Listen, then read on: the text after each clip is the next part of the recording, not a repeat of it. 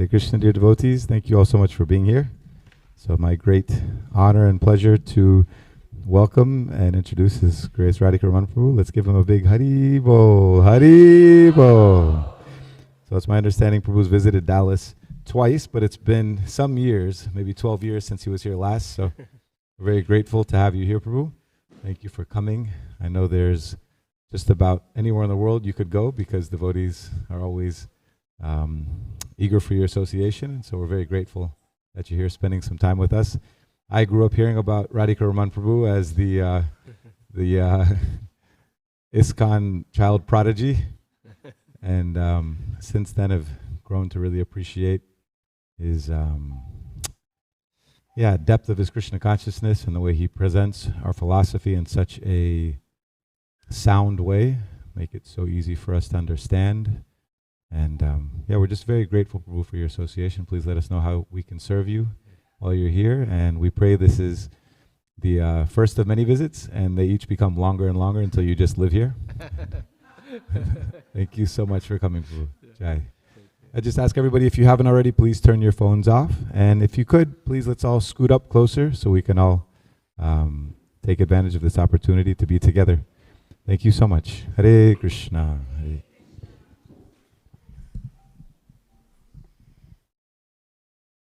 Thank you, Prabhu, for that very kind introduction. It's really a privilege to be back here in Dallas at Shri Radha Kalachandji's home. Certainly it would be a great privilege to to live in such a holy place.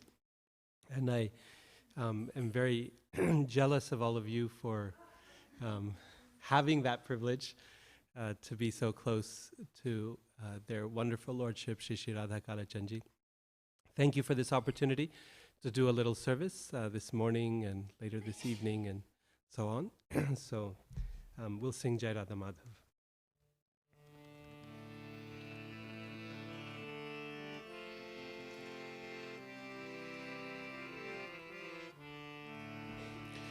Jai Radha Madhava Kunja Bihari Jaya Radha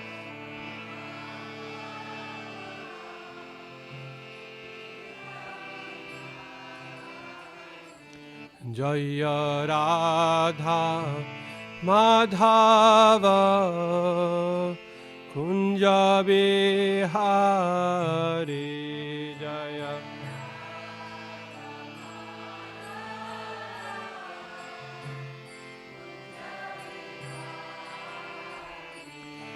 Jaya Radha Madhava Kunja Bihari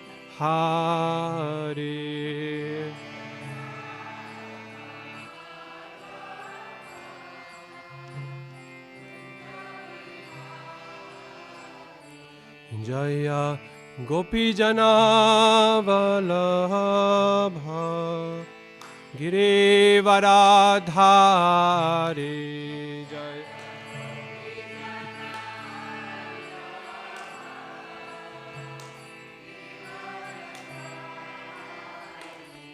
Jaya Gopijana Vallabha Girivaradhari Jaya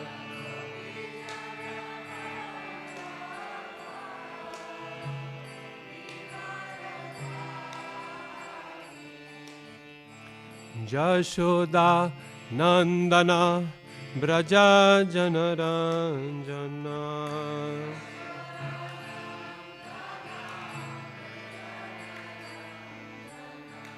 Jashoda Nandana Braja Janaranjana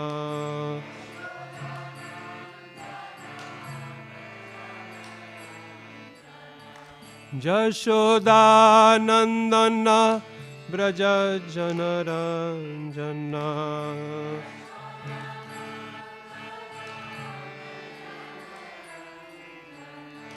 Jashoda Nandana Braja Janaranjana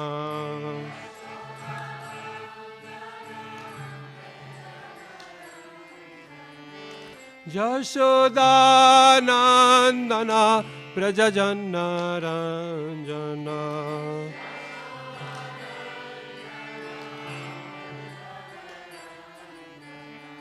Yashodanandana Prajajanna Ranjana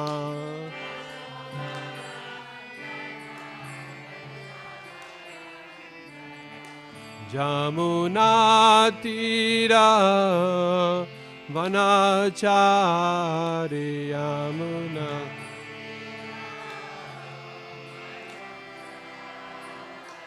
Jamuna Tira Vanachari Yamuna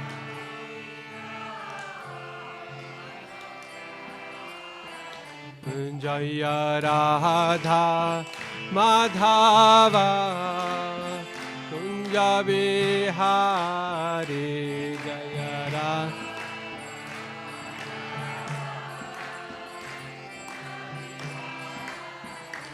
Jaya Radha Madhava Kunja Bihari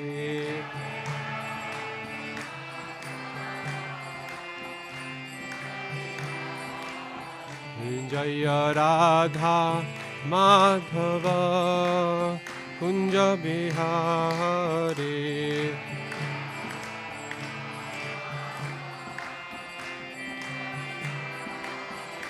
Hare Krishna Hare Krishna Krishna Krishna Hare Hare Hare Rama Hare Rama Rama Rama Hare Hare Hare Krishna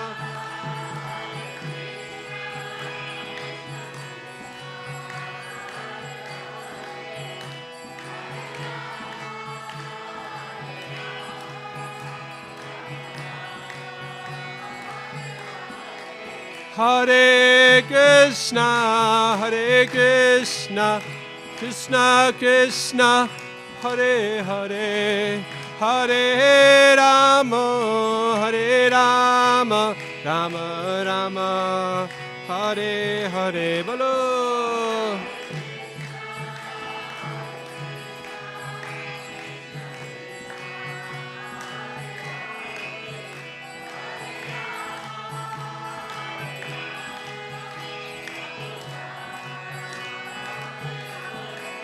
Jaya Jaya Prabhupada Prabhupada Prabhupada Jaya Prabhupada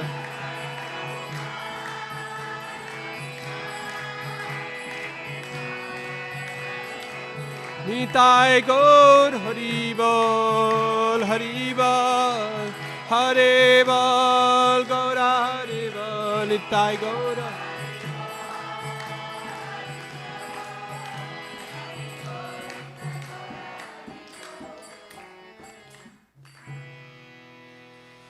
Jayum Vishwapad Paramahamsa Parivrajakaacharya Ashtotar Shri Srimad His Divine Grace Abhay Charanarvind Bhakti Vedanta Swami Shri Prabhupada Ki Jai Shri Shri Radha Kalachand Ji Ki Jai Shri Shri Radha Govind Ki Jai Shri Shri Jagannath Baladev Subhadra Maharani Ki Jai Shri Shri Gaur Nitai Ki Jai Shri Prabhupada Ki Jai Samaveta Bhakta Vind Ki Jai Nitai Gaur Premanandi Hari Hari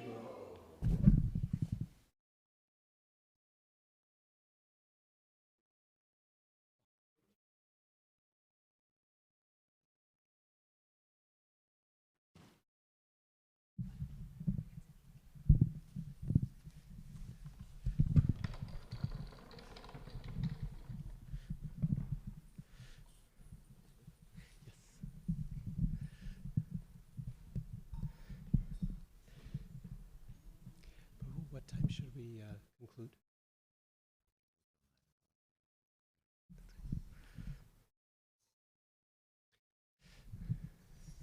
Jaya Jaya Shri Caitanya Jaya Nityananda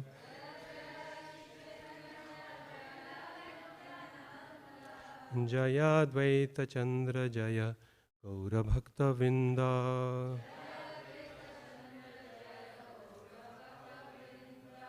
Jaya Jaya Sri Chaitanya, Jaya Nityananda.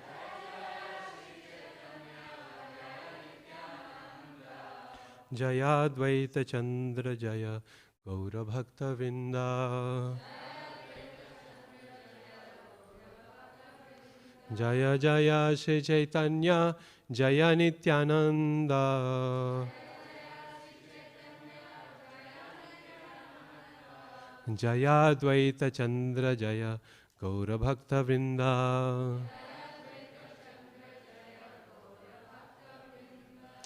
So today we're continuing from Sri Caitanya-caritamrta.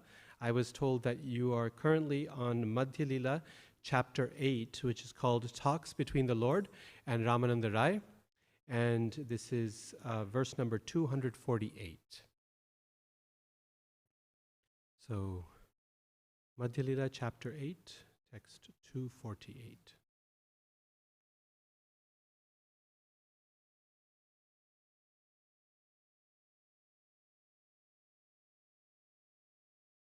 Please repeat.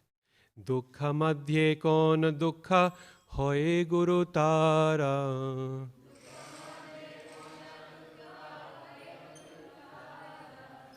Dukha madhye kon dukha hoye guru tara. Krishna bhakta biraha bina dukha nahi dekhi par. Krishna bhakta biraha bina dukha nahi dekhi par. Dukha madhye kon dukha hoye guru tar.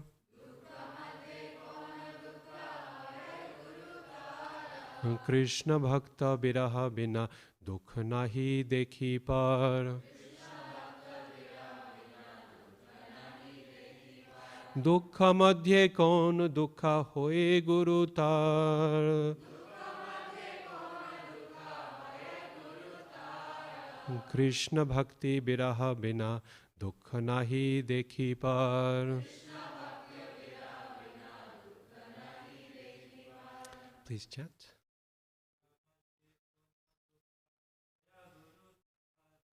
Dukha madhye kon dukha hoya guru tara. Krishna bhakta biraha bina dukhya nahi dekhi par. Dukha madhye kon dukha hoye guru tara. Krishna bhakta biraha bina dukha nahi dekhi par. Dukha madhye kon dukha hoye guru tara. Krishna bhakta biraha bina dukha nahi dekhi par. Others?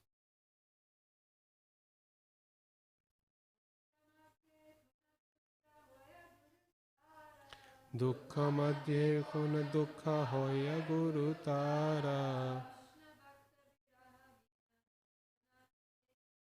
Krishna bhakta viraha vina dukha nahi dekhi par.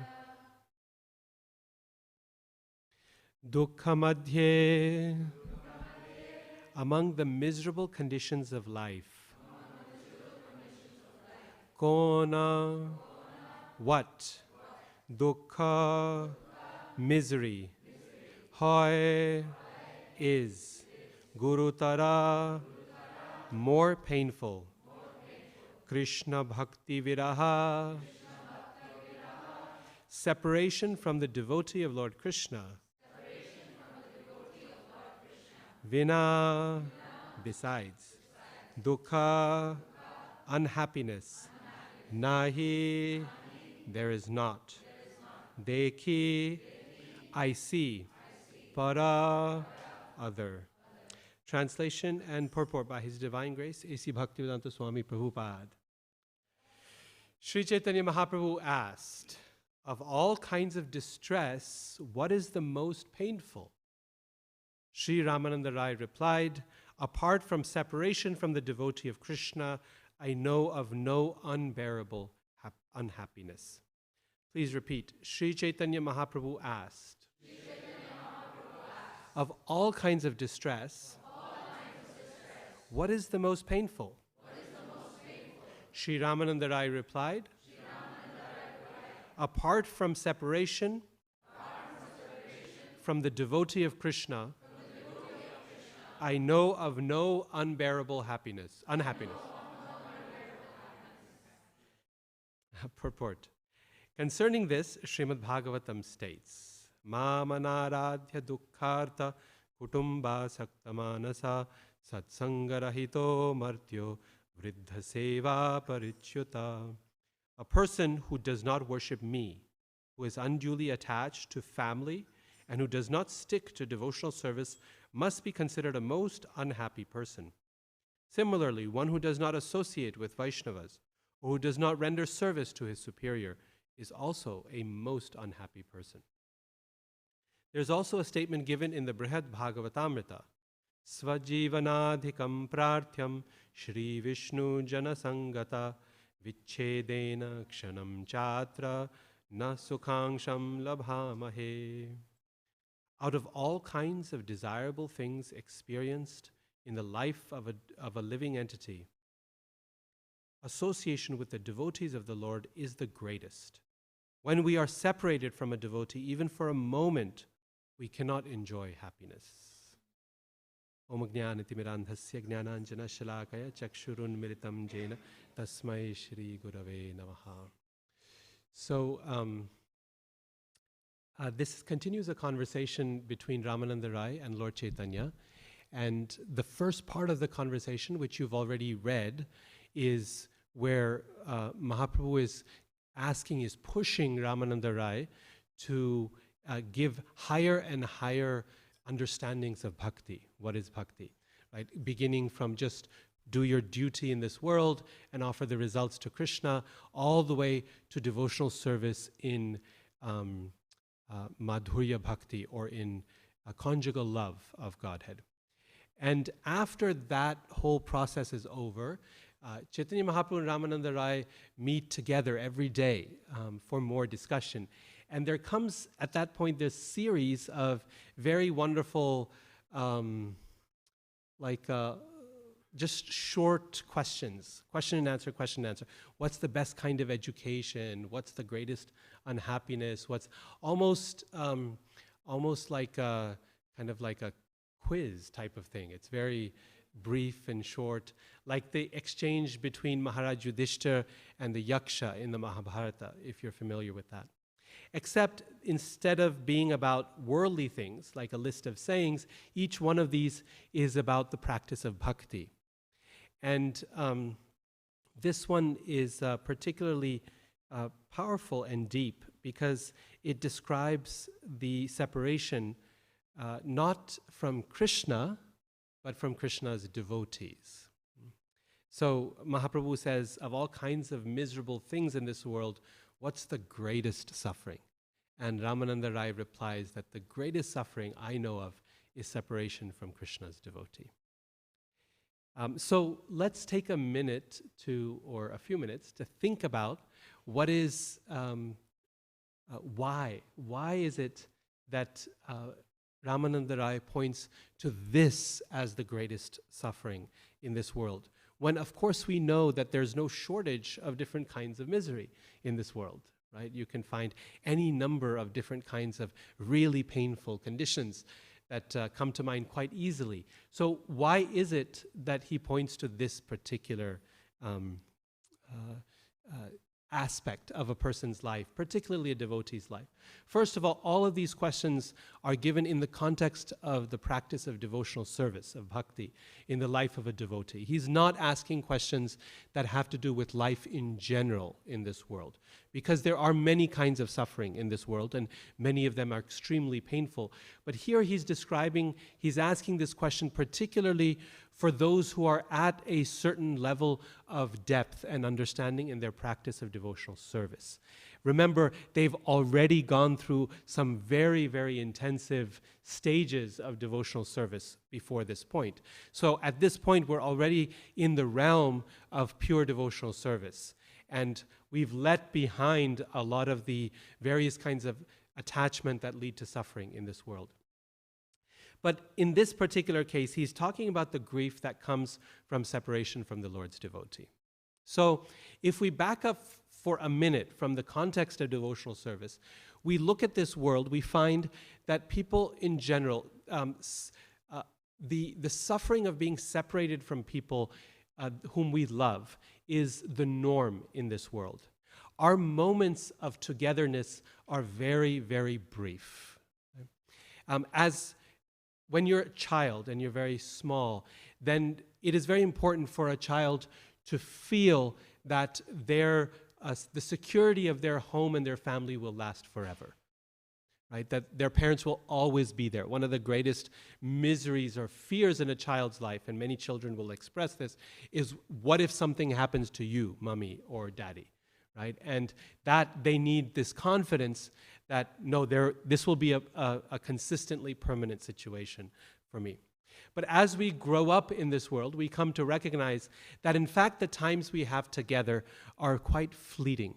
Srimad Bhagavatam describes this like when a river is flowing, different twigs and branches will come together in a little eddy, a little whirlpool or something. They'll gather together on the edge of the river, and then they'll be separated again. And that moment of togetherness is so fleeting. It comes and goes. People we love, people we know, so many things will separate us. Life and death, of course, are big ones, but also people's circumstances change. They get new jobs, they move to new places. So many things in this world are just very brief. And the scriptures describe our condition in this world as one of long-term separation. That's more or less the norm in this world, is being separated from those whom we love. And when union happens, when we come together, it's an unusual circumstance. It's something that it's to be celebrated. It's quite different.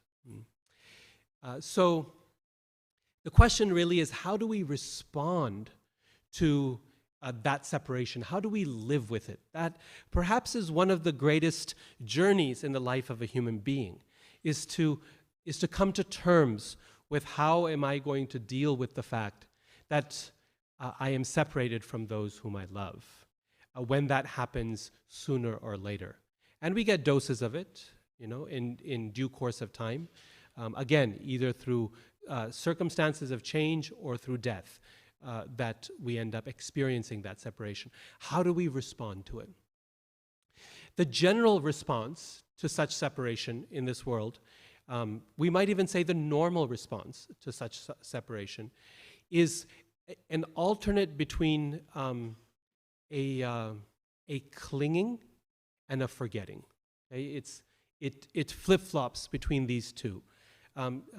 Krishna says in Bhagavad Gita, right? Na shochati, na kangshati. There's a lamentation, there's a clinging that's there. Jnanam apohanam cha. We remember and we forget. So when someone leaves this world, we cling, we hold on, we grieve, and then over time we forget. As time goes on, then we let go, and it becomes difficult to remember.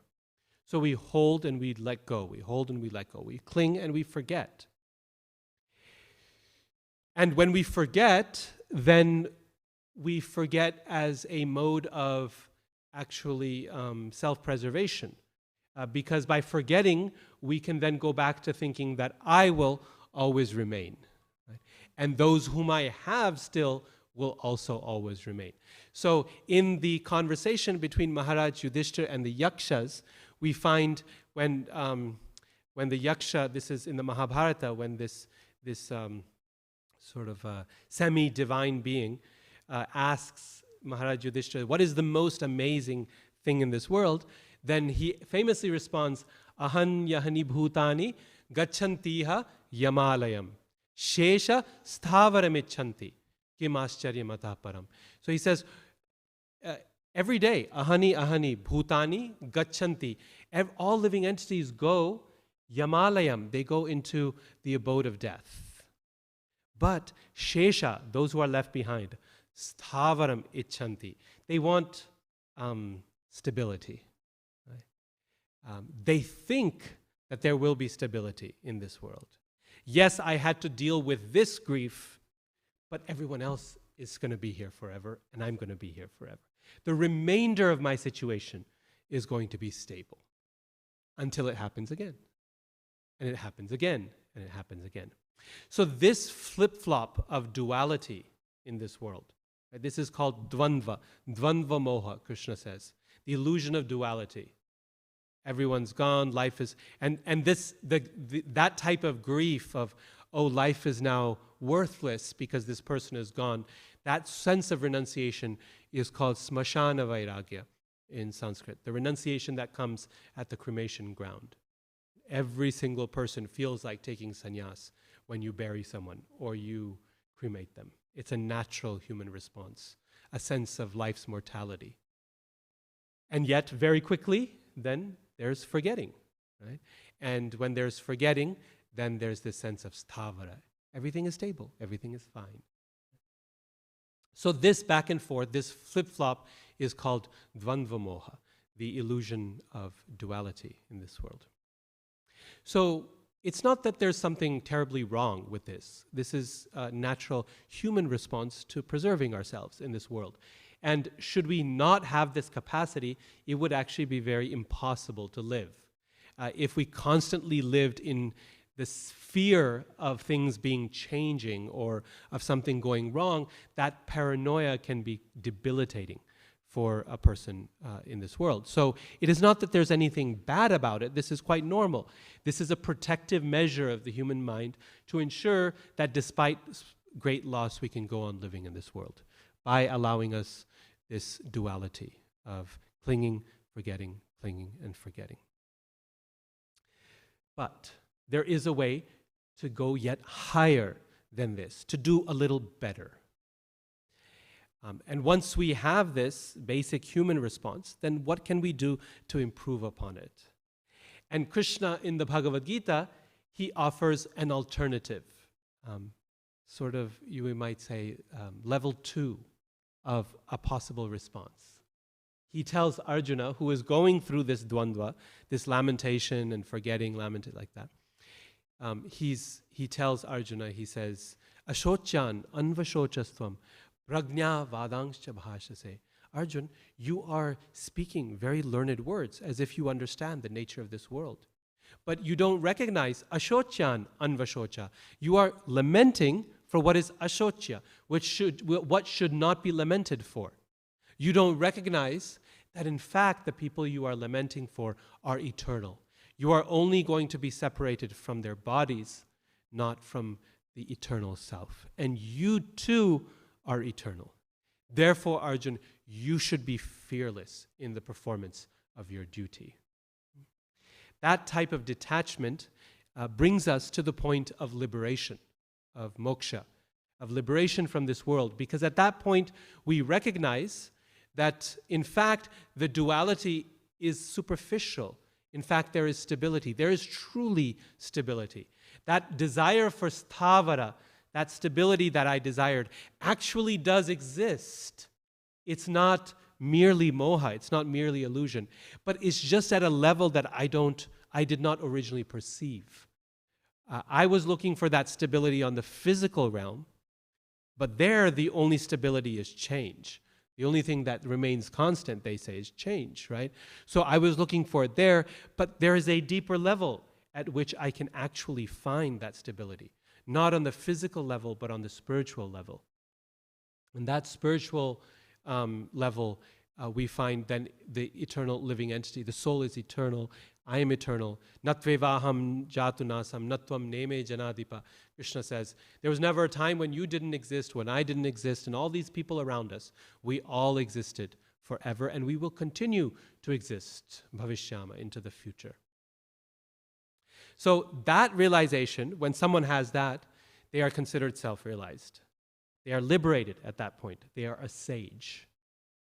And they are able to experience that separation and transcend it, or to find deeper meaning within it. It is not that it goes away, the human response goes away. No, because even they have physical bodies, right? So the response was because of our psychophysical nature. It was because of our psychological nature, our physical nature. So they still experience that, but then they're able to find deeper meaning within it by recognizing something that is yet deeper to both physiology and psychology, namely the spirit soul. And that is what Krishna offers us in Bhagavad Gita. However, there is yet a deeper response to that separation, to that grief of separation, that suffering. And that is described here in Sri Caitanya-caritamrta. It's described in Srimad Bhagavatam. That response is now one where once we've given up the physical attachment, not given up, but gone deeper into it to recognize the spiritual, eternal essence, and we've been able to give up that clinging and forgetting duality. Once we've done that and we've recognized the eternality of the soul, now it is possible to have even more deep, meaningful relationships and attachments at the level of the soul, in terms of our relationship with each other, in relationship to Krishna. And what's striking here is that at this point now, the devotee, instead of shying away from the lamentation of this material world, which is what Krishna says we need to transcend, right? Nashochati nakangsh, brahmabhuta prasannatma, nashochati nakangshati. The person who is on the platform of Brahman, Krishna says, does not lament and does not hanker. So instead of trying consistently to give up that lamentation, at this new level, the devotee can now embrace it. Embrace that same lamentation and that same grief, because now that lamentation is transformed into something different, something that is now in relationship with Krishna, and therefore allows us to experience our eternal nature in relationship with Krishna and in relationship with each other. So bhakti, the process of devotional service, is really a process of taking what is ordinary and transforming it into something that is extraordinary.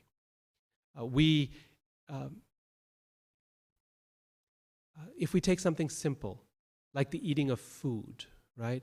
Food is considered in every religious tradition of the world as one of the foundations of gluttony, right? Eat too much, enjoy too much, and you're going to have a problem. Physically, spiritually, psychologically, it's going to be an issue. So therefore, then, there's a process of giving up. Learn how to eat simply. Learn how to fast. And every religious tradition in the world has some practice of fasting. Whether it's fasting for Lent or fasting for Ramadan or it's fasting for Ekadashi, there's some practice of fasting, of learning how to give up that attachment. And then in the practice of bhakti, we then re-embrace it, right? We turn around and we find new meaning in that same practice, because now it's food offered to Krishna. And we can celebrate that same, we can relish it, just like the song we sang, right? Radha Krishna Pranamo. It's about the devotee offering Krishna various kinds, and Srimati Radharani various kinds of wonderful things to eat, including tambula, right? Which is something we give up, and it's intoxicant, it's betel nut.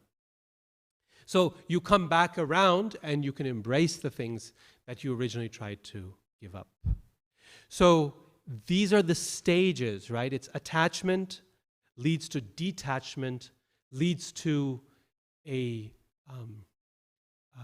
recovery, a transformation of the thing that you have just let go of. And that's what we find in the practice of devotional service, of bhakti. So when it comes to attachment to persons in this world, we see the same pattern. The attachment, the clinging, the forgetting, the detachment, don't lament for what is temporary. And then here, if you take this statement of Ramananda Rai and you put it next to Krishna's statement in Bhagavad Gita to Arjun, why are you lamenting for what is not worthy of grief? It's really the opposite, right? On the one hand, Krishna says, don't lament. And on the other hand, Ramananda Rai is saying, this is the only thing I can think of that I cannot bear, right? This is unbearable pain or suffering. Okay, so with that background then, the question is, how is it transformed, right? Like with prasad, we understand, how is that food transformed?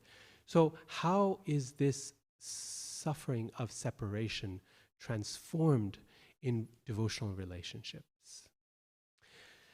So suffering of separation in regular relationships in this world tends to be purely an experience of pain. It's a situation where we are separated and we cannot bear that until we find a way to move on.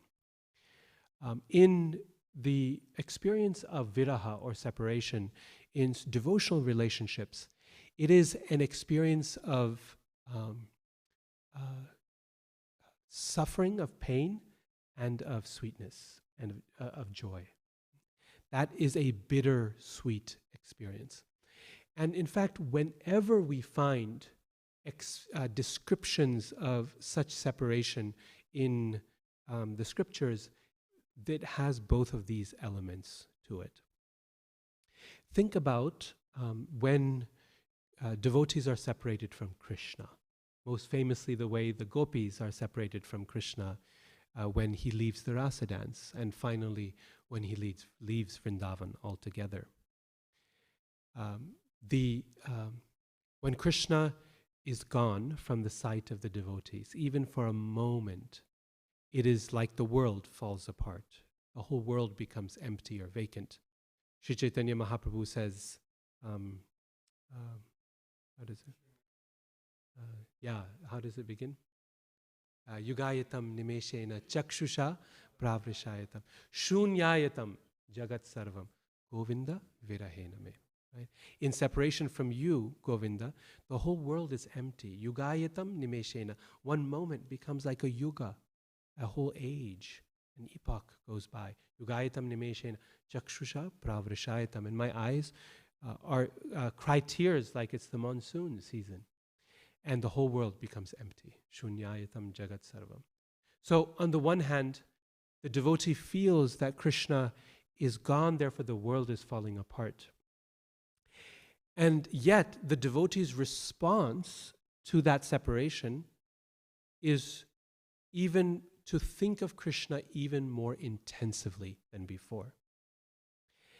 And we recognize that the nature of Krishna is that when we remember him, then he becomes present before us. Because there is no difference between remembering Krishna and Krishna being present, chanting his holy name and Krishna actually being present there. Right? We understand that because Krishna is absolute, therefore any remembrance of Krishna invokes his presence in our midst. So the devotee is separated from Krishna and therefore thinks of Krishna more intensively, and therefore Krishna is present even more meaningfully, even more directly than he was before. In other words, to put this in a different way, the more Krishna is absent, the more he is present. This is the paradox of separation, of viraha, in devotional service. Normally in this world, the more someone is absent, the more they are absent, right? And the more keenly you feel their absence. But in relationship to Krishna, the more he is absent, the more the devotee's remembrance of Krishna goes deeper. And the more Krishna becomes present. And when Krishna becomes present, the devotee's joy increases. even more deeply. This is why Srila Prabhupada describes in Caitanya-caritamrta that separation from Krishna is the greatest type of misery and the greatest kind of joy, which is completely mind-blowing, right? It's paradoxical. It's one of many paradoxes in the practice of devotional service. But this is perhaps its greatest, the idea that God can be present in his absence, and that the devotee's experience of that is both one of suffering and of joy at the very same time. We see this very nicely expressed by Arjuna in Bhagavatam, in the first canto. When Krishna departs this world and Arjuna comes back from Dwarka having seen Krishna's departure or heard about it, then he comes back to his kingdom and to his elder brother, Maharaj Yudhishthira. And he says that the Lord of our life has now gone from this world. It's a very intense chapter, and it comes right at the beginning of Srimad Bhagavatam, right at the very beginning, in the first canto, which we understand that first canto is really meant to be accessible for everyone, not just advanced devotees, but for everyone, the first canto. It's right there, and Arjuna is experiencing this intense form of separation. Through this, the Srimad Bhagavatam flags for us the fact that separation from Krishna is going to be one of the consistent themes of this book. Over and over again, as you move through Srimad Bhagavatam, we encounter instances of devotees being separated from Krishna and from each other. It happens not just in the 10th canto. That is the culmination. That's the most intense form of separation that felt by the gopis in separation from Krishna. But it's right there from the very beginning, from its beginning pages. When you meet Arjuna and Yudhishthira and they are breaking down in separation, Yudhishthira already knows, he's got a feeling that the reason Arjuna is looking so distraught, looking so destroyed, is because Krishna has left this world. He's never seen his brother in that much misery. So he already guesses that the worst thing possible must have happened. Krishna must have left this world. And he's dancing around the issue. He's trying to ask every other possible reason Arjuna might be upset. Maybe this happened, maybe that happened. Did you disrespect someone? Did someone disrespect you? Are our relatives in Dwarka okay? He's trying every possibility, hoping against hope that what he thinks is true is not actually true. And then, of course, Arjuna expresses it. He tells Krishna is gone. That person because of whom I was able to do anything in my life, that person whose friendship I relied on for everything, he's gone from this world. The whole world is empty, it's vacant. I can't do anything. All my strength is gone. My happiness gone. My joy is gone. My purpose for life is gone. And as he's thinking about this, his mind is naturally drawn towards Krishna. And he starts remembering what he will no longer have. You remember the time when Krishna and I used to sometimes sit on the same chariot together. Krishna was so fond of Arjuna that they wouldn't even go on separate chariots. All the Pandavas would go on separate chariots. But Krishna would say, no, I'll go with Arjuna. And they would share a chariot. We would go together and we would do all these crazy things together. One time there was a huge forest fire that we were kind of containing. Another time there was this happened. Another time we did this. And as he's remembering those pastimes, guess what happens? His heart starts to feel joy. He starts to feel ecstasy, thinking about the wonderful ways in which Krishna has acted in his life. And he becomes overjoyed, and that gives solace. It cools his burning heart. Until he remembers again that those moments will not return. And you see him then sinking deep into that well of misery again, feeling completely lost and pained. And the only way to respond to that is to think of Krishna. And of course, then again, he comes out of it. And in this way, in and out, and in and out is described Gopi bhavarasam ritabdi kallola magno muhur. The six Goswamis of Vrindavana describe they live their lives like this, in these waves. For the devotee, the steady state of liberation, kaivalya narakayate, it's like hell to be always the same, to always be in equilibrium. It's heaven for those who are in the well of material suffering. But for the devotee, that equilibrium state becomes itself hellish. Instead, the devotee opts for the opportunity to think of Krishna, even if that means experiencing the pain of separation from Krishna. Srila Prabhupada, in another place, describes that suffering as like good chutney. He says good chutney should be too hot to eat and too sweet to resist. Right? Too hot to eat, too sweet to resist. In fact, the quality of Sri Chaitanya Mahaprabhu's tradition is what sets us apart from so many Vaishnava traditions, is this embrace of separation from Krishna. As not the place to avoid, but the place to be. To say, this is who I am, right? That experience. Rasamritab bhav lahari, the waves, it's described like the waves of an ocean. If you're in an ocean, you cannot expect to be that's a lake if you want a steady state. An ocean is not like that. It's constantly throwing you back and forth. Sometimes you're underwater and sometimes you're over. And that water, anandam buddhivardhanam pratipadam purnamrita swadanam, that water consists of love of God. That water is made of pure bhakti, of that selfless devotional service to Krishna. And if we want to bathe in that devotional service, then we will sometimes be underwater and sometimes above. But so long as Krishna is there, remembrance of Krishna is there in either situation, we will not drown.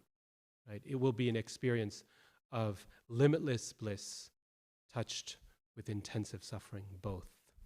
This is the life of the gopis. This is what Arjuna experiences in the first canto of Bhagavatam.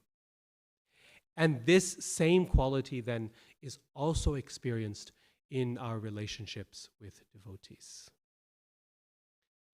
When we have real meaningful relationships with the devotees of the Lord, then the separation that inevitably comes from those relationships by force of inexorable time, of people leaving or going elsewhere or leaving this world, right?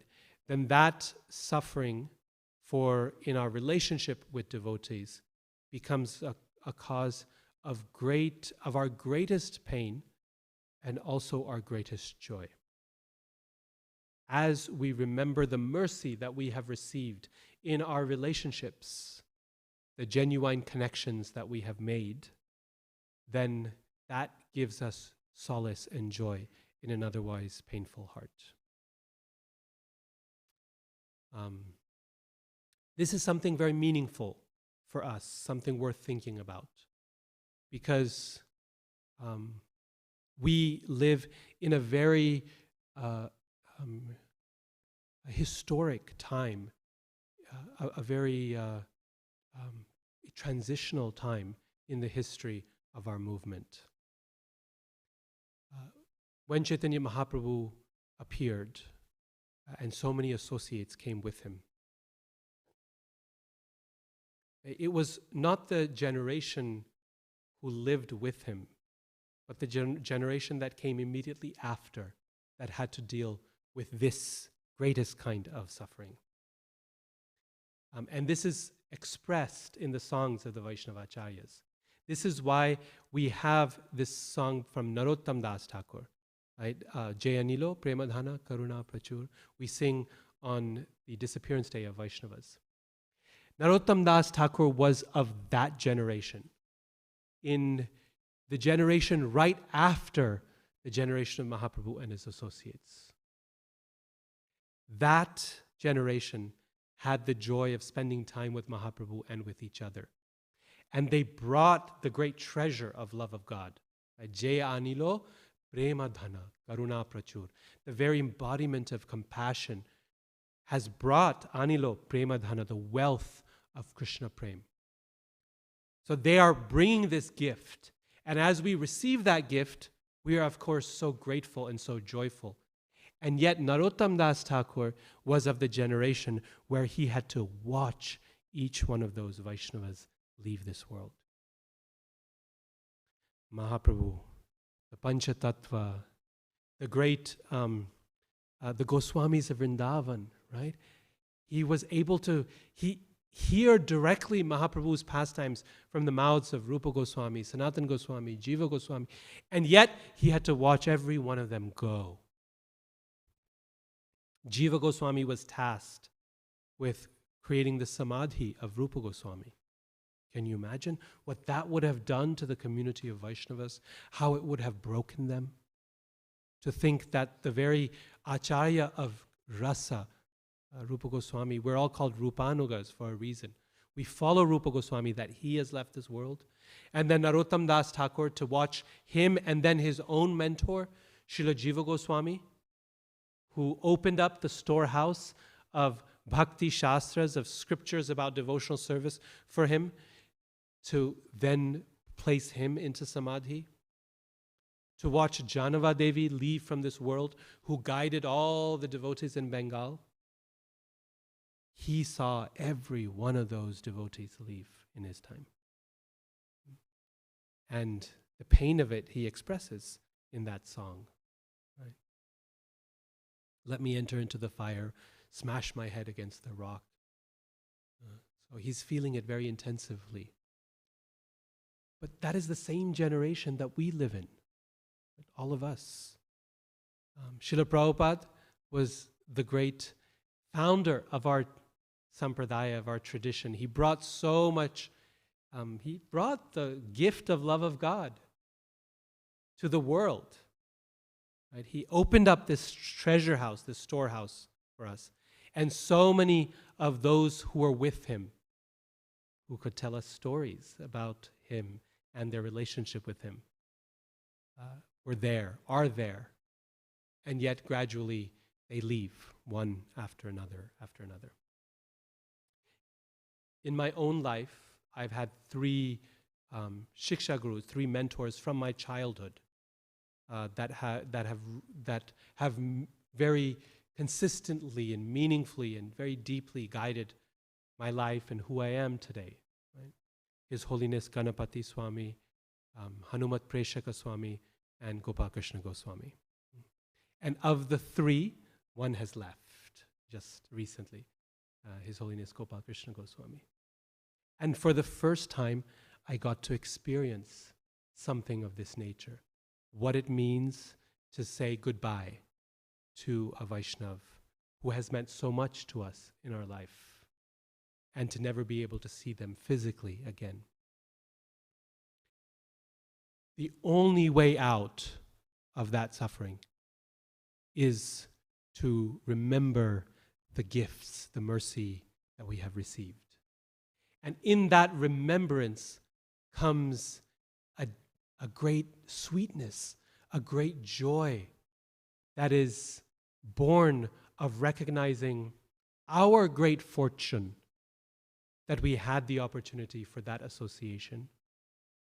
Remembering the gifts that we have received in the form of spiritual instruction and guidance and compassion and care.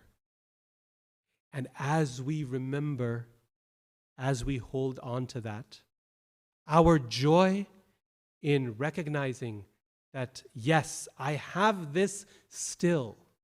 This is not gone. It is there perhaps even more meaningfully than it was before. It is there more deeply. And that last piece is crucial. We see in Arjun's, when Krishna departs, what gives him solace is the ability, he says, to remember those instructions that I had heard on the battlefield, right? Namely Bhagavad Gita. By remembering those instructions, Arjun is feeling Krishna's presence. And those instructions then speak to him. They speak to him again in a new way. They speak to him in a different way than before. In other words, Krishna is still speaking in a fresh way to Arjuna. When in Bhagavad Gita, in the original time, Krishna spoke Bhagavad Gita, Arjuna wanted to go to the forest. You remember? He wanted to go to the forest and not fight. And Krishna's instruction was, no, do your duty, stay here and fight. Think of me and fight. Mam anusmara yudhyacha. The world is a battlefield. You're going to have to work through it. There's no escape. Now, after Krishna's departure, he remembers those same instructions. And what do those instructions tell him now? You can go to the forest. Now the time is right. Then he wanted to go to the forest. Krishna said, no, you cannot. Now, he is king, or assistant to the king. Maharaj Yudhishthira is king. It's time to fight. But Krishna is telling him, no, now you can let go. You can go. The same instruction in a different context says something totally different to them. Which means what? Krishna is not gone. He's still there. So too with the instructions, with the guidance, with the association we receive from devotees of the Lord. He reasons ill who says that Vaishnavas die when thou art living still in sound. They live still in sound. The Vaishnavas die to live, and while living, spread the holy name around. They die to live, because then they are present in yet a renewed way in our life, where we can remember that mercy, that instruction, that guidance, and it will speak to us in a different way, in a unique way. And that is the norm. The association we have to treasure because that is unusual, right? That is unusual. Separation is the norm. That's the normal state of this world. Think about it. For me, at least, I think for pretty much everyone in the room, separation is the only way we have known Srila Prabhupada. I know for myself, even as a child, there was a sense of loss. Watching his videos, hearing his lectures, a sense of, I missed him. I never got to see him. I wasn't there. What if I was one of those children dancing in front of him? Right? What would that be like? The only way in which I've known Prabhupada is through loss, is through separation. That is what is normal in this world. And yet, he continues to speak to us again and again and again in new ways throughout the course of our lifetime. And so also with the devotees whom we know.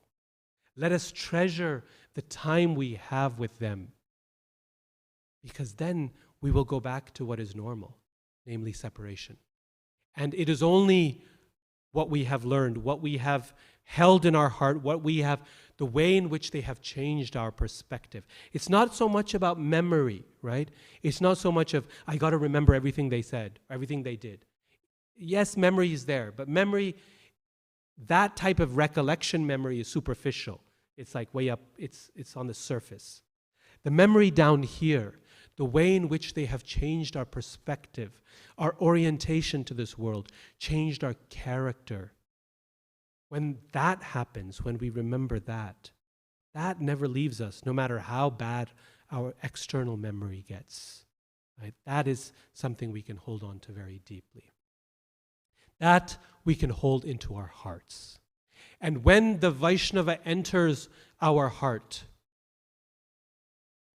then that becomes permanent. That becomes an eternal well of joy and of comfort. And I'll end with this one last example. When, this is again, beginning of Srimad Bhagavatam, separation is right there at the start. When Shukadev Goswami is born, he's 16 years in the womb of his mother, doesn't want to come out. He's finally born. His parents get to see him for the first time. And as soon as he is born, he says, I'm off. Right? He's already a teenager at this point, 16 years old. And like every teenager, he's out. Right? He's going. But he's no ordinary teenager, right? He is self-realized from the start. And he's going, and his father is running behind him. You can imagine his mother as well, right? And he's that beautiful verse, Yam pravrajantam anupeta peta krityam. He's going, Yam pravrajantam. He's walking away. Anupeta apeta krityam. He's not done the sacred thread ceremony. So sometimes it may be difficult for us in our context to understand why that's mentioned in this moment of separation. For anyone born in a Brahminical family, the sacred thread ceremony is the most important coming of age ceremony for a child. It's a very important occasion. Sometimes it's done separately, sometimes combined with the wedding. It's really the time when a child becomes an adult. If you're familiar with Jewish practices, this would be like a bar mitzvah or bat mitzvah. Right? The moment when you finally get to see your son become a man. And being able to place that thread across his chest is a big deal for parents. In fact, such a big deal that every year they renew that. Once a year, on Balaram Purnima in South India, I learned just recently from Srinath. Right? On Balaram Purnima day, they do a whole ceremony to renew, to reenact that sacred thread ceremony. So important it is. So his father's been dying to do this for his son. He wants to be a father and to transfer responsibilities to his boy. But yam pravrajantam anupetam. No sacred thread ceremony, no rituals, nothing. He just walks away. And when he does that, his father is calling out behind him. Viraha katara ajuhava. Same word. He is in so much suffering and separation. Viraha. Katara, he's in pain. Ajuhava, he's running behind him. Calling out, Putreti, ha putra. My son, please stay, don't go. The only thing he hears back is not from his son, but from the trees. Taravo abhinedus, they respond. So these are echoes, right? The trees respond. Putra ha putra. They're saying tan mayataya. Even the trees become absorbed in that mood of separation. But there is no return. There is no return. Except that separation then finds its resolution in the last line of the verse. Tam sarvabhuta hridayam munimanatosmi. I offer obeisances to that sage, Shukadev Goswami, who has entered the hearts of all living entities. Where is his father going to find him again? In the core of his heart. Not in the trees, not in the forest, not at home, not in the ritual. He's going to find him in the core of his heart.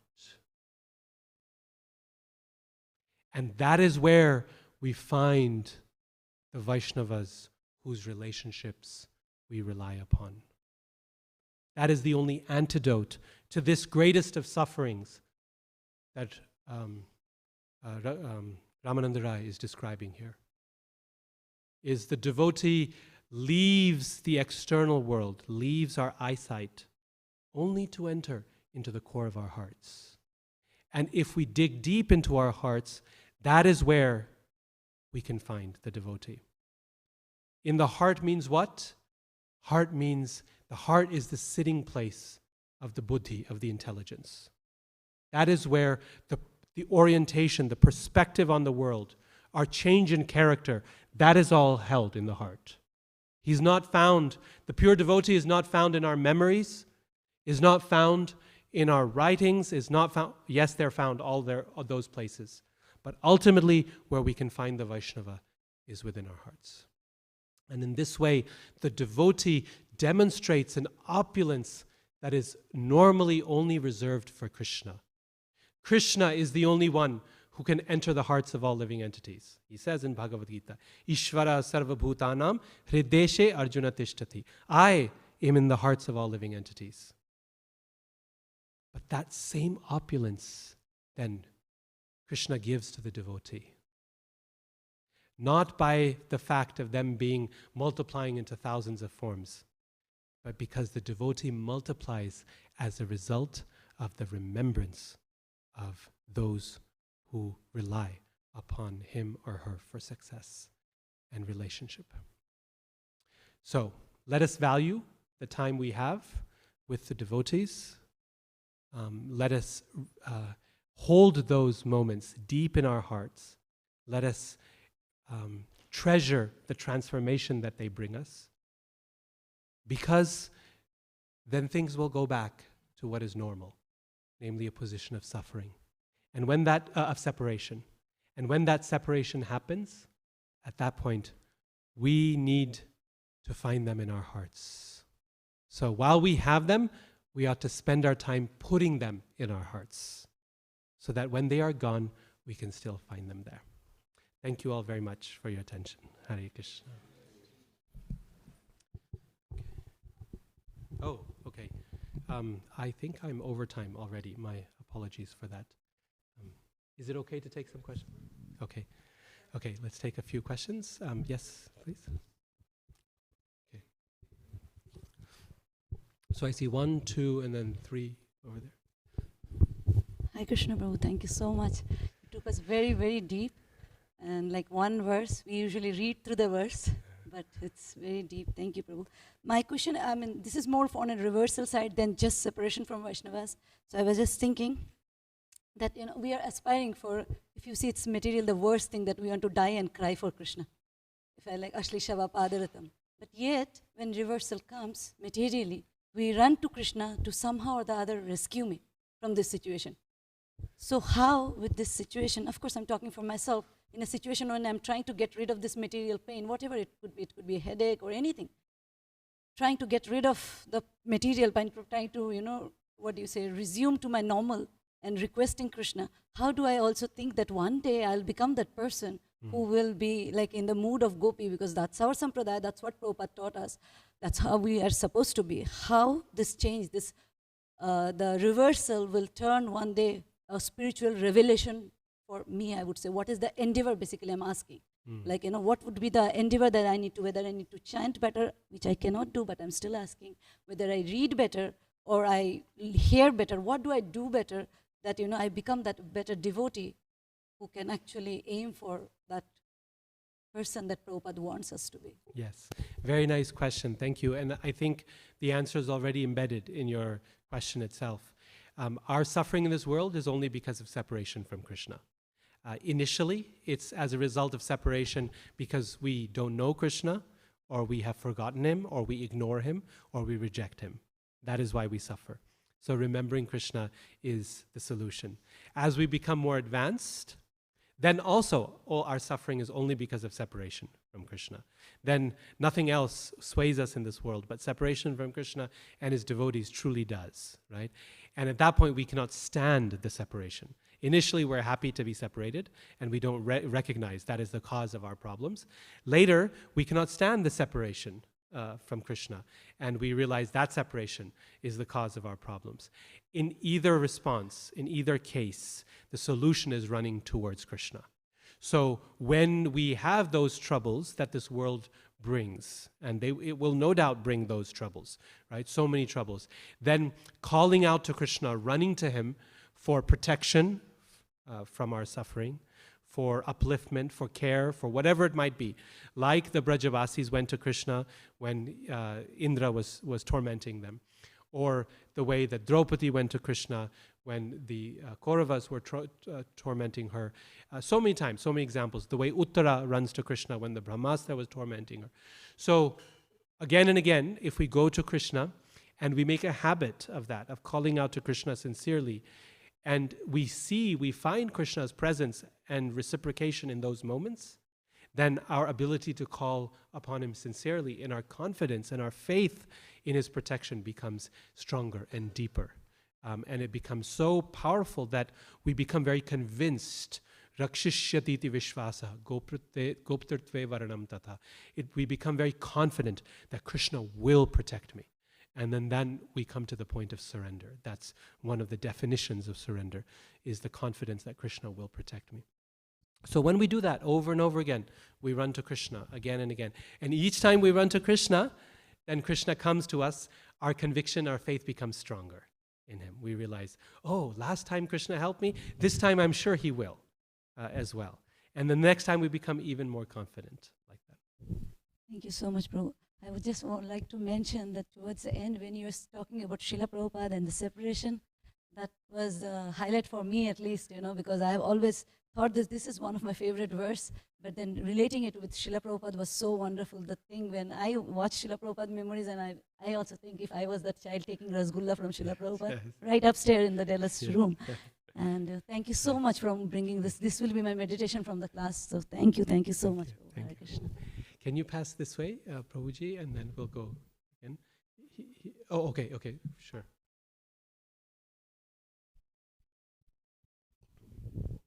Radhika Raman, thank you very much. Very in-depth study on Vipralambha Seva. Thank you very much. Bhav. My question is that you were speaking of the person that we experience a clinging and then a forgetfulness, a clinging and then well, actually, what I'm seeing that may be from the standpoint of those who are still living. But what about those who are passing away? So from the aspect of us that inhabit older bodies, there's also a clinging, but there's no forgetting. In fact, death is in front of your face every second. So it's a matter of seeing that I'm actually with devotees right now, and I'm feeling ecstasy with these devotees right now. And now I'm going to where am I going? So that's my lamentation, and I'm just caught in that whirlpool, and I'm begging your mercy. Thank you for sharing that. I don't know how much more I can say since I am not yet at that stage in life, but what I can do is share what I have learned from two wonderful devotees who were face to face with their mortality in that way also. I remember one time I was in Croatia at the Croatian summer camp, and there were many devotees there, one of whom was His Holiness Sridhar Swami. I don't know if you knew him. Yes. So he was called the Jolly Swami, always very, very happy, very joyful, amazing. I mean, his initiation ceremonies were sometimes like stand-up comedy acts. They were like, he was so funny. He had such like a cowherd boy almost, like Madhu Mangal. But it was his personality, and towards the end he had a kind of terminal disease from which he knew that he was going to leave this world. And as it progressed, he could see it coming, right? Perhaps, Bhagavatam asks us all to recognize, including someone of my age, that we're not too far, right? But sometimes Krishna gives us perception of that in very clear ways. And that was the case for him because he was seeing it. He could see the progress of the disease. Doctors would give a prognosis. And I forget now the question I asked him, but I asked him something to better understand what his experience was like of this moment.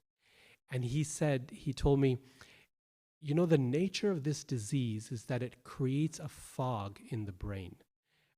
He explained it's like some ammonia gas or something that collects in the brain, and it gradually, you're not able to remember, to recollect, to think clearly, logically, sequentially, in such a situation. It creates this fog in the brain. He said, for me, this is a great opportunity because now Krishna is teaching me how to not think from here, but from here, right? Everything I want, I have to hold on to here because I will not be able to hold on up here. And I think so many devotees I know who experience the progress of aging tell me about how they have to let go of so many things that they relied upon as themselves in the course of their lives. Their eyesight, their hearing, their tasting, their chewing, the teeth, right? And eventually even the surface memories that we have, right? So then everything we want to hold on to, there's only one place that doesn't decay, and that's the residence of the spirit soul. It's the core of our hearts, our buddhi, our intelligence, and our identity as servants of Krishna. And so you see them then taking things from here and putting them here, right? Whatever they have heard that they want to hold on to, they have to put here. Whatever they have tasted in Krishna consciousness, they have to hold on to here, right? The joy of like eating mountains of halwa when you're a brahmachari or brahmacharini, this is like, you can't do this anymore, right? You have to hold on to that gulab jamun fights and all of that here, inside the core of your heart, right? And you have to relish the gulab jamuns from here now, because the tongue and the stomach will no longer allow it, right? So in this way, everything in our relationship with Krishna becomes stored here. So that's one. And then the other was with Caitanya-caritamrta Maharaj, when I met him at Sadhu Sangha, and it was the last Sadhu Sangha he did before he left this world. And at that point, he had not announced it publicly. Some of his disciples and things knew, but he had not announced it. And we were talking on the sidelines of the Kirtan, and Maharaj mentioned this, and I was, of course, shocked, taken aback. And what struck me was the joy with which he said it. Right? He said, "Don't worry. I've done what I want to in this world. I'm very happy. I'm satisfied, and I'm ready to go." Right? It was like if you're on a business trip, and one that maybe is a place you're looking forward to. You'll meet some friends. You'll get to do some sightseeing. You'll attend a good conference. But then after a week there, you're ready to go home. And it's like, okay. It's like, oh, I'm so sorry you're leaving. No, it's okay. I know this is like Hawaii or someplace good, but still, I'm ready to go home. It's been good. It's been good. I'm not complaining, but I'm ready to go. That was his mood, right? It was like, I'm ready to go. I'm happy about it, and I'm going to really embrace the last moments I have. And he focused on, again, putting everything within his heart, in treasuring the time he did have with devotees, knowing very well that he would have to leave soon. So death is an opportunity for a devotee to go to their reward. So anyway, so that's all I can share from people who know much more than I do about this topic. Thank you. Hare Krishna. Okay, Prabhu here, and then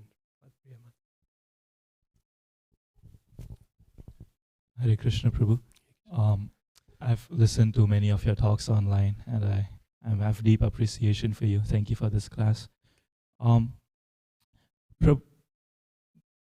disciple asked Srila Prabhupada once that, and I'm paraphrasing, that if we are unable to think of Krishna at the time of death, and if we think of you, will it have the same effect? And then Prabhupada said yes. And I was thinking that actually, for me, I feel that Krishna Prema, the goal of Krishna Prema is far off, is very far, sometimes even inconceivable. And I feel that attachment to a pure devotee can actually be the only hope that I may have. And we see that also in the lives of many devotees, especially after Prabhupada left. We see that many of his disciples were able to sustain themselves and push on in Krishna consciousness only based on their attachment to Srila Prabhupada. So I was wondering that our discussion was amazing on the topic of separation mostly, but even before separation, I feel that I'm not sufficiently even attached to a pure devotee, an advanced Vaishnava. I have had the opportunity to have close association of pure devotees, my Diksha Gurus, Siksha Gurus, try to listen to them, try to develop that relationship. But I feel I lack that deep attachment. And I fear that whenever they leave, I may not have sufficient love and attachment to sustain myself. So how do we develop that attachment in the first place? Wonderful question. that attachment is born of relationship, and relationship is born of service. When it is that we do things together, you see this in regular life as well, right? Parents develop attachment for their children because of years of service for them. Husband and wife develop attachment for each other because of service and care for each other. The more service we do for one another, that's the foundation of a relationship. And when we have a relationship, then we have deep attachment. I know so many devotees who have deep attachment to Prabhupada, having spent only a few moments with him or none at all. And their deeply personal relationship is born of service. Bhakti Bringa Govinda Maharaj tells a story that is told by Hanumat Preshak Maharaj, my spiritual master, of how there was one time Bhakti Bringa Govinda Maharaj was in Delhi and looking for a visa renewal. And you know how the bureaucracy is in India, it's Byzantine, and it was really, he went up to the desk and they said, you go to this office and you get a stamp there, then you go to this office and you fill out this form, then you take the triplicate, one here and one here and one here. And Maharaj was like, I don't have the time to do this. We're leaving very soon from Delhi, we have to get this done. And the man looked up and he said, you're a follower of Swami Prabhupada, yes? And he said, yes. He said, okay, I will do everything for you. I just need one favor. He said, okay, what is it? And he pulled out a copy of, you remember what book it was? The Bhagavad Gita from his shelf, and set it up on the table. And he said, I've been reading this every day and it's transformed my life. It's changed everything. I just want to write a letter of gratitude to Prabhupada. Can you make sure he gets it? And at that point, Maharaj was faced, speaking of separation, right? Speaking of how our relationship with Prabhupada is born in loss. Maharaj was faced with the task of telling him that I'm so sorry, Srila Prabhupada is not here anymore. He left in 1977. And the man broke down crying, wailing, like he had just gotten news of his father's death. He just fell apart. And Maharaj realized that that man had a completely personal relationship with Srila Prabhupada that was born only of service. In this case, the service of hearing, Shravanam, hearing his books, reading his books. Right? So relationship is born of service. And service does not require physical proximity. It can help, but it's not even necessary. It's our dedication to that service that's there. Thank you. Thank you. So, Prabhupada Priya Mataji. Okay.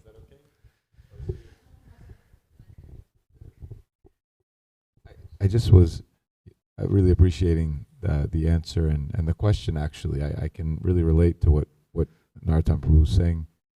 And I guess my follow-up was, if you are doing service, but yet that kind of relationship you're talking about is not developing, is there something in the mood of the service or the mood of the servant, in a sense, that maybe is lacking? Yes. Thank you for pointing that out. And in that situation, then clearly the motivations for doing it are not only service, right? There's other motivations that are involved. And to be clear, we all perform service with mixed motivations. I mean, I shouldn't say all. I should speak for myself. But I think a lot of us perform service with mixed motivations, right? There's some desire for prestige or for appreciation. There's some desire to genuinely serve.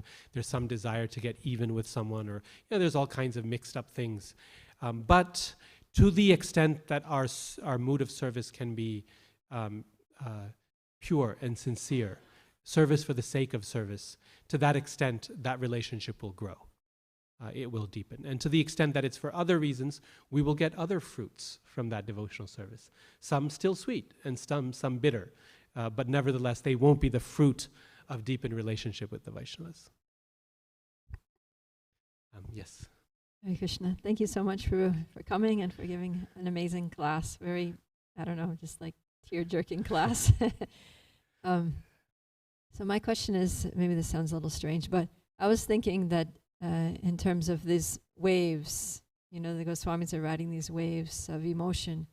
When we read about Radha Krishna Leela, it's just so intense, you know, it's like there's so much emotional intensity. Yes. You know, like Vidagdha Madhava is just like intensely frustrating, you know, the hankering, and then the about to meet, and then no, there's a block, and then it's all foiled and back to square one.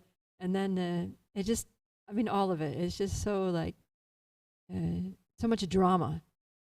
And sometimes I observe and also experience this as I, you know, go forward in bhakti, continuing on the path, that there's just so much more drama, you know, like as you stay in Krishna consciousness. I think you first join, it's like, okay, you know, you do your sadhana, you struggle with your mind, your senses, but like that's nothing compared to what you have to deal with later. Yes. And but it's different. It's a different quality.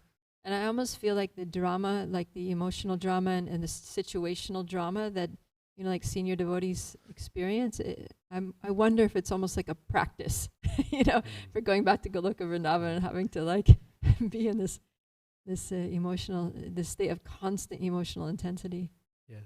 I don't know. What do you think about that? Yeah, it's a fact. It's very dramatic. Krishna's pastimes are constantly dramatic, and Krishna will choose the more dramatic approach if he can, right? He loves it so much that he can. It's like just like with the killing of Kamsa, right? Like he lets things get worse before he makes them better. That's typical behavior for Krishna. He'll, instead of nipping a problem in the bud, he'll let it extend and get worse and worse, and then Krishna will show up at the last minute to be the rescuer, to be the savior. This is with the case of Draupadi as well, right? Krishna could have done something much sooner, but he waits and he waits and he watches the drama and he sees. So drama is the very kind of heart of relationship, of intensity in relationship. The word rasa doesn't just mean emotion, it means intensified emotion. The intensified emotion that is at the very heart of a relationship. So Krishna takes, you know, like the best moments that a parent has with a child, the most intense moments that a husband and wife have together, Krishna will take that, which is usually only, once in a blue moon in a relationship, right? Like there's only sometimes that a parent holds a child and goes, oh my God, this is like the best thing ever. This is like the sweetest kid. Most of the time it's changing diapers and running around and it's crazy, right? But Krishna will take the essence of that relationship, which is that one or two moments we get, and he'll just make it everything. He'll make that consistent forever, right? That's what the spiritual world is like. It's the intensified emotion that you experience in a relationship becoming the norm rather than the outlier, right? In our relationships here, those are the outliers. The times, you know, if you're married, you can remember the early parts of a marriage, or you can remember that point where you really felt your spouse understands you. And Krishna takes that and he just makes that the whole thing, right? And so the spiritual world is a really dramatic place, and it's a very intense place. But here's the thing to keep in mind. Normally, if there's so much drama, it's exhausting in this world, right? It's like too much. It's like, okay, I want to go home and be in my room, be alone, right? And this is why people are attracted to the path of impersonalism, because it's that opportunity to get away from drama that is also too intense in this world. So the important thing to remember that drama in the spiritual world is on a foundation of steady state Krishna consciousness. This is called Shuddha Sattva. The definition of Shuddha Sattva, if you look at what is the definition of pure goodness, it's steady. Not hankering, not lamenting, no waves, no up and down. It's for a devotee, it is the steady state of the recognition that I am Krishna's servant, and nothing is going to change that.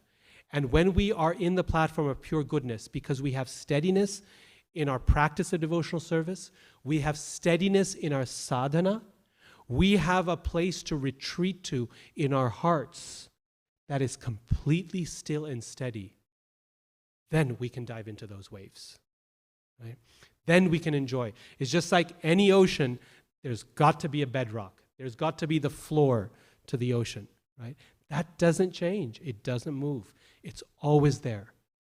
That's where you can drop your anchor, right, if you need to. So devotional service has to be on that. Even the gopis, their foundational conviction is, I am a servant of Krishna, and I have to make him happy. If making him happy means being angry with him, I'll do that. If being happy means pacifying his anger, I'll do that. But the only reason I can deal with that anger and happiness is because that steady state doesn't change. I'm a servant of Krishna. And so the challenge becomes is when we have the drama without the nishtha, without the steadiness, then it becomes really a challenge to survive, because then we don't have our feet on the ground, we don't have the anchor down, and we're just being thrown around. And so we have to be, in our practice of bhakti, our sadhana, our conviction Krishna service, our relationship with the scriptures, all of that has to be so steady that when the drama comes, we're able to take it for what it is, which is an opportunity to do something fun with Krishna, to watch him act in new ways. We can do that because we've got a place to hold on to retreat to. Yes. Thank you so much for such a nice, nourishing and heart-touching class. Thank you, Prabhuji. We have heard of service in separation. And when the beloved, the person we love, and that person departs, and then we have the service we hold on to. And through that, we somehow are able to survive, in our Krishna consciousness and go on. And then, maybe to that particular service we get attached. So my question is, when, because of all good reasons, we might be getting old, our health doesn't allow, or for any other good reasons, the service is taken away. Then what is the shelter? What's next? Yes, yes. Yeah, such a wonderful question. Very, very nice. This is, of course, one of the greatest fears of a devotee, is to lose the opportunity to devotional service, and particularly the service that we love. And that fear is, so we might say, it's expressed in the Tulsi prayers that we sing, right? Seva adhikaro diye koro nij dasi. That please give me the privilege of doing devotional service, the adhikara. Give me the right to do devotional service, because the devotee recognizes that bhakti is always a privilege that must be given to us. And it can be taken away. And for whatever reason of circumstance, time, space, age, offense, whatever it might be, if that service is taken away, that's the greatest fear of a devotee. When the 4 Kumaras are cursed in Srimad Bhagavatam, in the spiritual world, in Vaikuntha, their prayer to Krishna is, we understand we have to suffer the consequences of what we have done. We recognize that. Just don't put us in a place where we cannot serve you, that we cannot remember you at least, and do that service for you. And the Srila Prabhupada explains that by this they are requesting not to be born in animal forms, where their forgetfulness of the Lord might be complete. They're even willing to be born in a demoniac form. So this is a genuine fear of a devotee, to lose the opportunity to perform devotional service. But where we have to take heart is that Krishna never takes away service from a devotee who wants to perform service. But he will ask us to go deeper into that service, to do it in a newer way, in a fresh way, in an expanded way. We may love mopping the temple floor, right? That may be our thing. And we want to come and we just want to clean. And then one day our back gives out and our knees give out and we're not able to do it. How can I take that service and make it yet deeper and more meaningful? The best example of this I can think of is in the case of Sanatana Goswami and his daily vow to do circumambulation of Govardhan Hill, right? It was Sanatana Goswami. Right? Every day he had to do circumambulation of Govardhan. That was his thing. But then age came and he was not able to walk every day like this. And so Krishna came and he comes to he takes a shila, Govardhan shila, stands upon it, plays his flute, and allows the impression of his feet to go into that shila and says, now you circumambulate here. So what Krishna did is he took the external service and he asked him to make it internal. Externally now it's only a 5-minute thing. And when I went to Vrindavan, I did it. Was I transformed like Sanatana Goswami? No, unfortunately not, right? Why? Because I had not done the process of taking what is external and making it what is internal. So that's all Krishna asks us to do, is he asks us to take what is external and do what is internal. I know one devotee I respect very, very much, whose one of his greatest services was singing and speaking for Krishna, like for hours on end. And then Krishna took away his voice. I mean, he can still talk, but if he sings for more than 15 minutes, his voice is gone for days on end. So now what to do? Hearing and chanting stop? No. I asked him, how do you deal with this? How do you handle this? And he said, I have to sing inside. I have to sing for Krishna from here. Right? So eventually, these material bodies, we will leave them behind. When we go to the spiritual world, what will we carry with us? It's just the spirit soul. It's the mentality, the mood of service that we've created. So we have to take everything, like I was saying earlier. We have to take everything out here and put it in here. So that when the time comes and Krishna says, no, you cannot do this service physically anymore, we are ready to do it internally. We can boil the kheer in our meditation. And we can experience everything through that meditation, perhaps more. The song we sang, Radha Krishna Pranamora, that is not external service, right? That's Narottam Das Thakur. Externally, he's doing so many sevas in the community of devotees, leading Kirtan and managing and writing and so on. But internally, that's the seva he's doing. So this is what Krishna asks us to do, is to deepen our service. He never takes it away. He never takes away service from a devotee who wants to do it. He will just ask us to deepen it, to purify it, and then to deepen it. I'll just conclude by saying one little thing because I know time is up. I just want to share one experience. When I was after Gopal Krishna Maharaj left this world, we rushed to Vrindavan. Didn't make it in time for the Samadhi ceremony, but we were there shortly thereafter. And one of my favorite things in that moment, when it was really the whole journey, the whole plane journey, actually from the United States to India, it takes 24 hours to get there. It was one of the most intense experiences of my life because you're rushing towards something and someone whom you know is already gone, right? So the external rushing is on one level pointless, and yet it's just a way to express the internal rushing as you go to that person. And when you get there, right, we're there, so one of my favorite things was to just sit every morning in the Samadhis area in Vrindavan. Perhaps you've been there. If you haven't and you have a chance to go to Vrindavan, I would encourage you to go there. It's one of the most beautiful places in Vrindavan, I think. It's in the Goshala. There's these samadhis of all these wonderful Vaishnavas. They're physical, full-body samadhis or pushpa samadhis. The flower samadhis are there. But there's Aindra Prabhu is there, and Kadambakanan Maharaj is there, and Bhakti Charu Swami is there, and now most recently Gopal Krishna Maharaj is there. It's like a community of devotees, right, who are still there, still doing their bhajan, but in a transcendental level. I would go there every day and we'd chant for like half an hour, 45 minutes, whatever.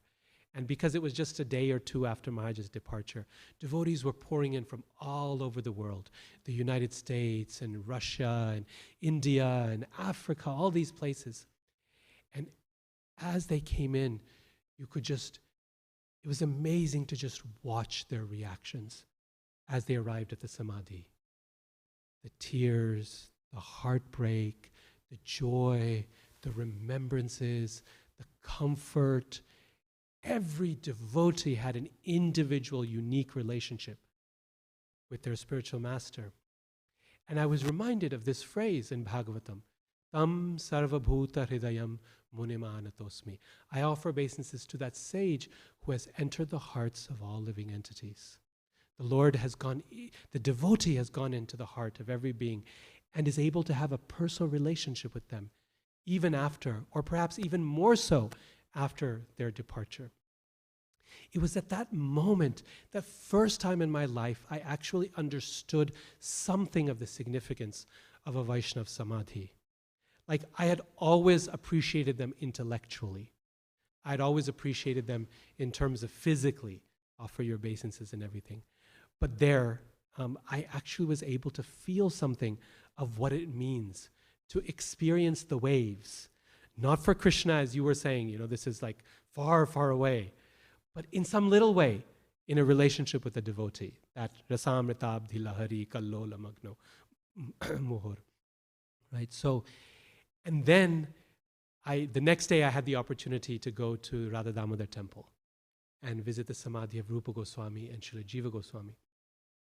And for the first time again, I was able to feel something of what it must have been like in Vrindavan when these great souls left. The devastation that they would have felt. After this was over, because that trip to India was in the middle of other travel, it was unexpected. I had to rush to Gita Nagari for a seminar with Romapad Maharaj's retreat. And there again, Bhakti Tirtha Maharaj's Samadhi, right? And seeing what his presence was like there. And then here with the Mahakrishna Maharaj's Samadhi. So some of you may have experienced this already with Maharaj's departure, but let me just say that the Vaishnav Samadhis are very, very special. We have so many of them in Vrindavan and now all over the world. And the numbers will sadly continue to grow. These are great treasures that we have to feel and to remember the presence of a great Vaishnav in very tangible ways and to experience something of even what these great souls in Bhagavatam felt in love in separation from Krishna. We too can experience a little bit of that. So thank you all so much for spending your morning. I know I went way over time and I apologize for that, but I guess we'll see you again this evening for the Sunday Feast class. But I'm so, so grateful to have your association to discuss these topics. It's been wonderful for me as well, as I've been thinking about these for some time. I got this verse and I thought, oh my gosh, how am I going to speak on this? Krishna is really very kind. So thank you so much. Hare Krishna. Hare Krishna. His Grace Radhika Raman Prabhu ki jai, Srila Prabhupada ki jai. I just want to take a brief moment. I know we're over time, but just a sincere gratitude and appreciation to you, Prabhu, for such a wonderful class. I was just feeling that Guru and Krishna have blessed you with such brilliance, and at the same time, I think we can all feel your depth of Krishna consciousness combined together, and how you're utilizing that to assist your spiritual master in the service of Srila Prabhupada. I think all of us were very deeply touched and impacted by the class today, so just want to thank you so much. And definitely encourage everybody, please come back for the Sunday Feast class. We'll have a class by His Grace Radhika Raman Prabhu, His Grace Kalakanta Prabhu, and His Grace Rupeshwar Gaur Prabhu. So the three of them will give class together.